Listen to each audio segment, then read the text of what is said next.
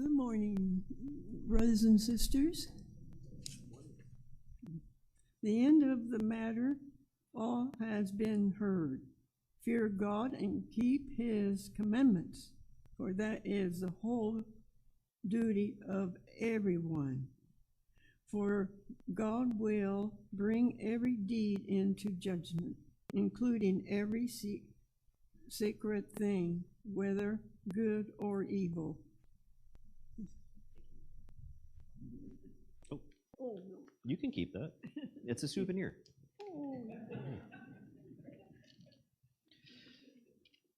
So we've been going through the book of Ecclesiastes, and for those of you who are just sick of this book, I've got good news. This is last Sunday, I promise, okay? For those of you who have been enjoying this series, I've got bad news, okay? But there is a time for everything, a time for Ecclesiastes, and a time to move on from Ecclesiastes. Now, I want to give a quick recap. Our main writer in this book, Qoheleth, who I call Q because Qoheleth is a mouthful, and I don't want to stumble over my words this whole time, is talking about the wisdom that he has learned while unlearning some wisdom. All right? So he's been on a deconstruction journey. He was taught that what he learned in Deuteronomy and the book of Proverbs was always true. Life works out for those who do what God commands, and for their children and their grandchildren, and so on. But life does not work out for those who don't follow God's commands. In fact, life works out pretty crummy for them.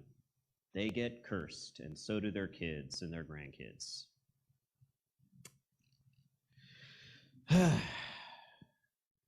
But he looks at the world, and you know what he finds out, right? That's not how life works. Not all the time. In fact, not often. Life often seems to go a totally different way. There are plenty of people who do evil things and seem to get rewarded for it. There are plenty of people who are committed to doing good and beautiful things, and they seem to suffer and get punished for it. Q says that these books are wrong. That's not how things work out. And while he values other things that Deuteronomy and Proverbs have to say, he does not value this crucial aspect of how they encourage people to live. Don't live expecting these things. You can't. You can't. So, some of you last week came up to me and said, hey, some of what Q is talking about reminds me of philosophy. A couple of you were like, well, like Greek philosophy. That sounds a lot like Greek philosophy, right? And at the time I was like, yeah, I have to look into it. You know what I discovered? Q relies a lot, or at least phrases a lot of his book in terms of Greek philosophy. So if it reminds you of that, well, it's because it's there. Q's book, most scholars believe, was written around the 300 BCE era. So 300 years or so, give or take, before Christ. What I was surprised to find out is that he goes back to other wisdom sources as often as he does. As he deconstructs what he's learned in his own culture, he reconstructs with the aid of other perspectives outside of his culture. And I thought with the months and months I've spent preparing for this series, the hours, the dozens of hours I've spent investigating this, I thought I picked up on just about everything worth knowing in the book of Ecclesiastes. But it turns out that of the writing of many books and the reading of many books, one can get greatly wearied. For those of you who've read Ecclesiastes, you may appreciate this comment I just made. The rest of you are like, that's a weird thing to say. At the end of the book, the editor pops in. He's the second person in this book, really. The editor pops in to say that Q spent much time collecting proverbs and figuring out how to articulate them just right. I'm surprised how much of this time collecting proverbs and studying and figuring out how to get things just right was spent looking at works outside of Hebrew literature. So much of what I'm about to share is from an article that, I want to get this name right, Carol Vandertoorn researched and wrote in 2000, so this is not new, for the Biblical Archaeological Society. So those of you who want to learn more, just remember that really long name I shared and Google that. When you read Ecclesiastes or hear me talking about Ecclesiastes and you say, well, okay, this sounds kind of like Greek philosophy, I want to point out maybe some of the strains that are coming to your minds. There's a little bit of what sounds like the school of thought called hedonism. Okay? Hedonists get a little bit of a bad rap today. We just think that they're like just for debauchery. But really their primary point in their philosophical system is enjoy what you can. All right? That's hedonism. Yeah. Huh? Yeah. Sorry, I'm like, who said that? There's a voice here in the room. It is April. But he also seems to be reliant on this philosopher who came before Socrates. He's one of the pre-Socratic philosophers named Heraclitus. Heraclitus. It will be on the test, I know. Write that down. It's going to be very important. Now, Heraclitus says that all of life is a seemingly contradictory stream of experiences. There's a time to live and a time to die.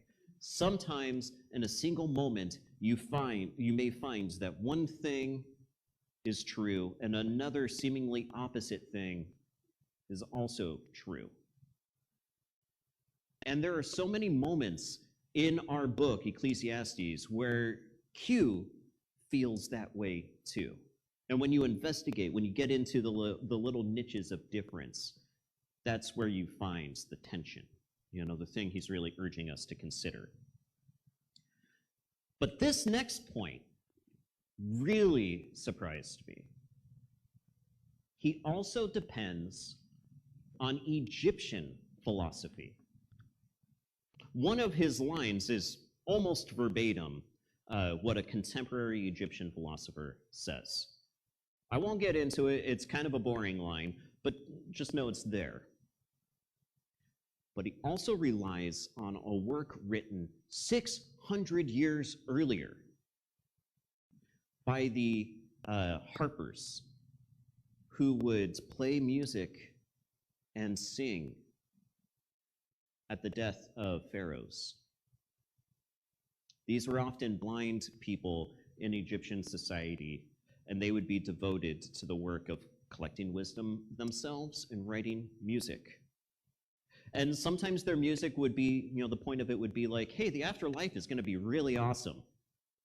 And sometimes their point is, enjoy what you can today, because even kings die. Does that sound familiar? Seize the day.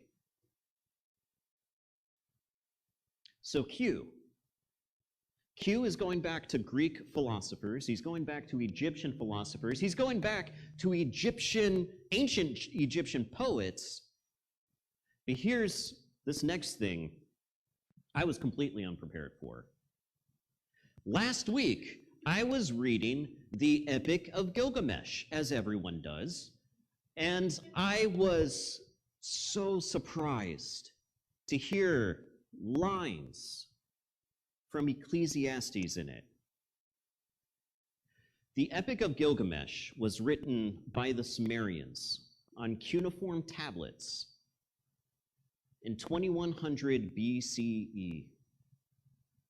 That is 2100 years before Christ, 1800 years before Ecclesiastes. To give you an idea of how old this book is, the distance of time between it and Jesus is greater than the distance of time between us and Jesus. It's old. And as many beloved stories do, it gets told and retold and retold by societies that come after the Sumerians, including the Babylonians. The Babylonians who held the Jewish people captive for generations before the Persians freed them. For those of you unfamiliar with the Epic of Gilgamesh, probably just one or two of you, I'm sure. Really, it's the Star Wars of the ancient world. You have this demigod character named Gilgamesh, and he is a king of his people. Being a demigod, he's big and powerful. He's like 16 feet tall. He's a force to be reckoned with. And he finds for himself, or rather encounters, this wild man that the gods created to help put Gilgamesh in his place, because sometimes Gilgamesh gets too big for his britches. And he does, rowdy competitions with all of the people, and the people are like, hey, we don't like it when our king beats us up. Could you stop doing that? So the gods created Enkidu. Enkidu is a wild man and also a mighty warrior. And the two start off as rivals, and then they become best friends and lovers. And they go off on these adventures together. Gilgamesh learns of this mighty monster out in the forest, and he wants to go take him out, because that's what mighty warrior demigods do, right? And Enkidu is like, hey, have you considered not doing that? The monster's really scary, and I don't think we should go fight him. And Gilgamesh gives him this pep talk. He says, hey, listen, Enkidu, 2 are better than 1, and a 3-stranded cord is hard to break. Just like Q says. Then, after the battle, it turns out Enkidu had great reason to be concerned. While they defeated the monster, Enkidu laid dying in Gilgamesh's arms. And Gilgamesh is holding his best friend, someone he loves more than his own wife. And he says, what is life? Life is wind. Life and all that anyone does in it is just chasing after the winds. Just like Hugh says, right? And after Enkidu dies, Gilgamesh is devastated. And he has this painful realization for the first time ever in his life that he is also going to die one day. And so he goes off on this quest for immortality. What if he doesn't have to die? And he devotes himself to this. And eventually he gets to the end of the world. And wouldn't you know it, but there's a bar at the end of the world. And there, the bartender goddess, Siduri, speaks to him. And she says, Gilgamesh, let your belly be full. Enjoy yourself always by day and by night. Make merry each day. Dance and play day and night. Let your clothes be clean, let your head be washed. May you bathe in water. Gaze on the child who holds your hand, and let your wife enjoy your repeated embrace. It's good advice. Q seems to think so as well.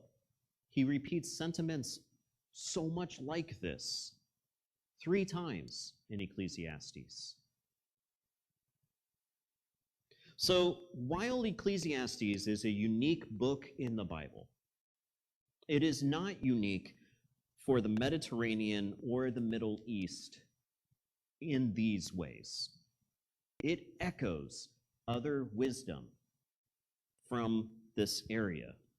Q learns from other cultures that were, even at different times, enemies of his people.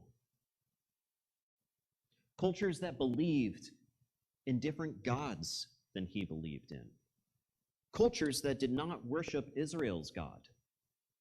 Q learns from the Greeks and the Persians and the Egyptians and the Babylonians. So Ecclesiastes disagrees with the lauded wisdom of its day. It disagrees with the Torah, one of the most important books for Jewish life. It considers God unfair and arbitrary at times. And then on top of that, it elevates non-Jewish pagan wisdom. So you may be wondering, how on earth does a book like this make its way into the Bible? Right? If you didn't wonder, I did. And so I'm going to share some of my learnings here. Well, first, Q describes himself very much like King Solomon. And so that goes a long way. Other folks are like, hey, let's not dismiss this book too quickly. What if King Solomon wrote this? All right? We got to consider it. And second, there's a part of the book we've not talked about yet. The way it wraps up. It ends in this poem, and then these final notes by the editor of the book. In the final poem, Q urges everybody, especially the young, to remember God. And this, of course, means to keep God in mind, but it goes beyond that. It also means to do good, to live how God wants us to live. And then he stops talking, and the editor steps into our book. And he says that Q was a very wise man who spent years collecting wisdom, and people listened to him. But be careful. Be careful. Don't think too much about these things. It's going to bum you out. In fact, the writing of books, there is no end. So don't study too much. And on top of that, you should know, folks, that the obligation of humans is to fear God and keep God's commands. It's this combination put together that makes the book of Ecclesiastes not only unique in the Bible, but also unique in the ancient world, even with its surrounding cultures. Because the point's not just enjoy today. Find every single thing you can to enjoy today and live now. It's not just that. That's one of its points. Its other point is to do what is right. For us theists, remember, God should mean that we not only keep God in mind, but we're busy doing the things that we know God cares about, or that we suspect, we hope in our heart of hearts that God cares about. The ancient rabbis, even Jesus, would say that you could sum up the whole law, the whole Torah, as this: love God and love your neighbor as yourself, right? That is what it means to remember God, that we're busy with the great love. In the Christian tradition, we further expand on this in 1 John and other places so that we elevate God not just as this powerful being, but as love itself, right? And we pursue doing what love demands of us. Love of God, yes, but love of neighbor, love of ourselves, even because our fates are entwined with those of our neighbors. That is the obligation for us. But I don't want us to lose Q's point here. He says we do these things because it is our obligation. It's our commitment. But we don't do them so that we get a reward for it. He spends the whole book saying, you can do the right thing and be punished, it seems. You can do the wrong thing and seem to be rewarded. So we don't seek to do these things so that we get nice stuff. We don't do these things. We do not show up in love for the people around us. We don't advocate and commit ourselves to advocacy in the hopes that we go to heaven, that we have many friends, that we get pats on the back.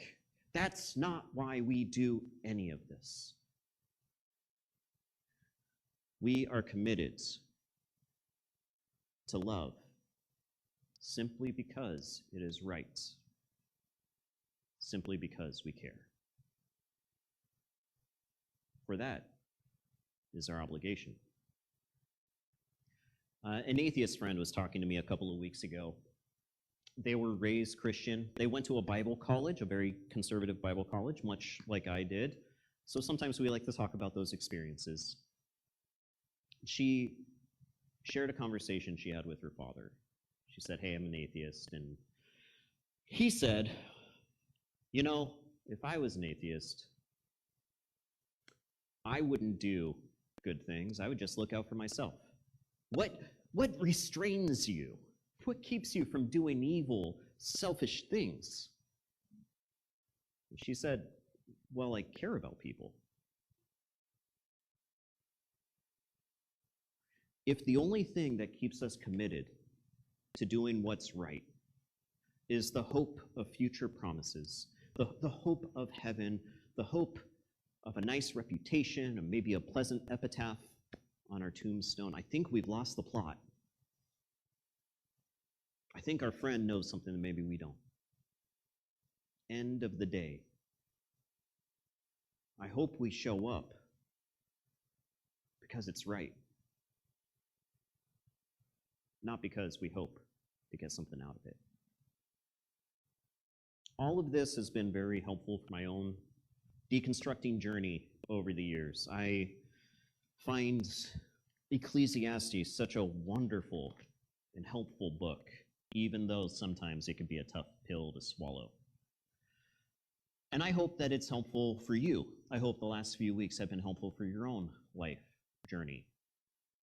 If you've ever wrestled with a sense of meaning in your life, if you've ever been on your own deconstructing journey, if you've ever found that the belief system that maybe you were brought up in, or maybe you just pieced together on your own, has failed you, I hope you find companionship in this book. I hope you find a nugget of wisdom or two that helps you enjoy what you can today. To find and enjoy good community of people who care, who can walk alongside you, because a cord of two is stronger than a cord of one, and a three-strand cord is even better. I hope, perhaps most importantly, that each one of us and this church as a whole continues to show up for people, for one another, simply because we care, and it's the right thing to do, not because of any sense of reward that we hope to get.